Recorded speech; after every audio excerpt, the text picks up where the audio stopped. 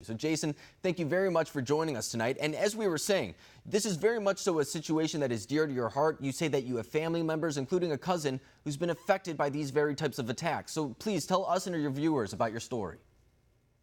Hello, everybody. It's very emotional and difficult to talk about something like this. It's extremely difficult when you've been involved in several attacks. My personal self, I've been held at an ATM at gunpoint and one ATM at knife point. I've been involved in 2 attempted hijackings. And in 2011, I was involved in an attempted farm murder and a farm attack. When they came for me, luckily, by the grace of God, I got away. And my cousin was shot in the back of the head, came out the front of his eye, and God willing, he survived. He was strangled with fish nylon. And then after all the ordeal, when they had stated stuff like the white bastard is dead, they burnt him with the grill.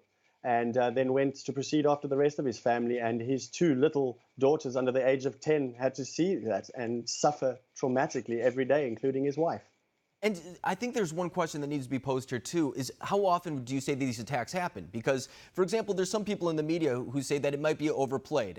This is very much so. We were saying that it's very hard to find the media covering this subject. So, I mean, there's hard to find evidence in support and against it. I just want to read you one part from the Washington Post that says that about 5.7 murders per 100,000 people, contrasting to about 35.8 murders per the national average. So they say that this actually happens less than actual crime in the country.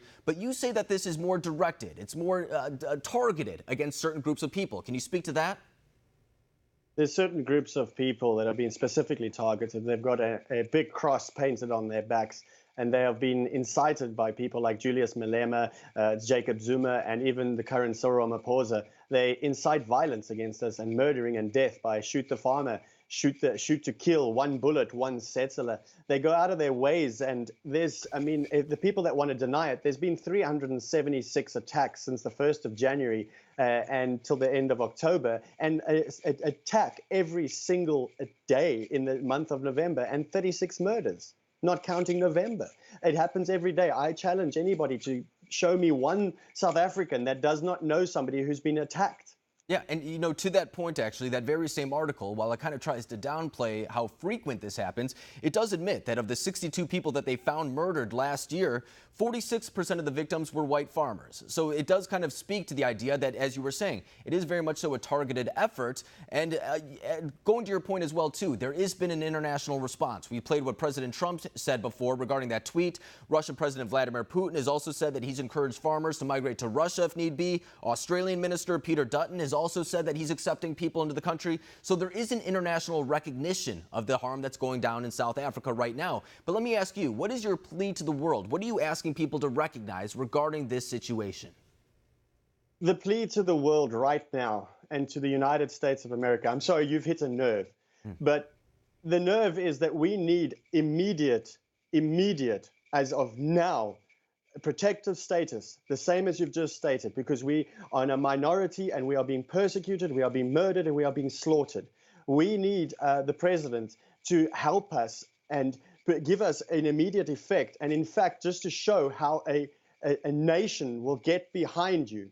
Myself, if that bill or immigration law is not passed, myself, Jason Bartlett, on the 1st of January, 2020, on the 1st of January at 8 a.m., I will start walking from Ted Cruz's house, the manor in Texas, to the White House. It will take me approximately 30 to 40 days, and I will show you how our nation will stand up and show that there is a problem and prove every single person wrong. There is a big media blackout regarding this issue. I told you that I tried to Google the topic. It's very hard to find anything. This one Washington Post article came up, kind of trying to downplay the allegations that are coming out of the country right now. So let me ask you, what is the solution? What is the end goal for this movement that you're participating in right now? Yes, we said that it's the international community that needs help. Yes, the politicians within the country are not doing their part in protecting the citizens that they are voted in to protect.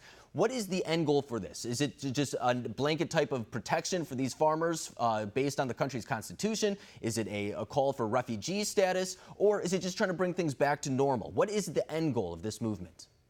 It's going to be very difficult to tell everybody to leave their land. These are passionate farmers. They're some of the best dryland farmers in the world. And the government is hiding it up. So yes, we do. We need a protection plan. We need a refugee status. We need help immediately.